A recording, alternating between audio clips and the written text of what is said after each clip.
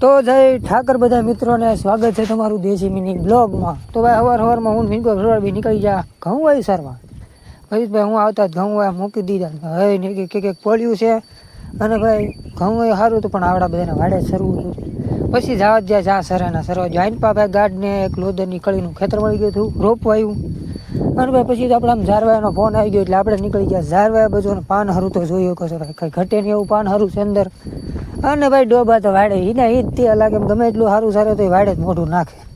પછી તો ભાઈ લાટ ગણી મેં કીધું જવા જો સરવા ગયો અને આપણે નીકળી જાવી હેઠા બાજુ અને આપણે હેઠે ઊભા રહી ગયા.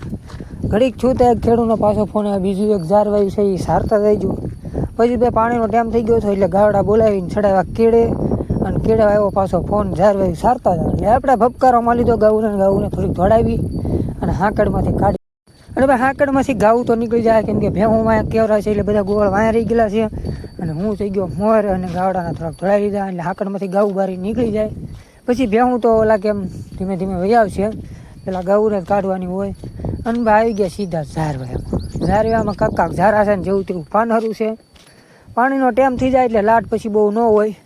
પછી ભાઈ હું લાટ ઘણી આમાં સાયરા ને ચડી ગયા. પછી કેળે ચડી ગયા પાણી બાજુ મોકલી નાખે બધા ગોળ થઈ ગયા ને હું વિનો રહી ગયા વાહે. અને જોઈ શકો છો તમે આખા રોડમાં જાય છે અને આમ તો વરસાદ અંધાર્યો છે. વરસાદ ન હોય તો સારું હમણાં ઝારવા જેવા તેવા ભેળાય છે નકર એ તે બંધ થઈ જાય. પછી તો ભાઈ પાણી પાઈને ચડાવી દીધા પાછા કેળે. અને ભાઈ આન કરતી ભાઈ હું મોર થઈ ગયો છું ઘઉં અને આવી ગયા સીધા ઝારવાયામાં. અને આ ઝારવાયામાં જો મશીન નાખેલું છે વાઢવા હતું એટલે ભાઈ એકલું પાન હરું ઝાર જ પડી છે.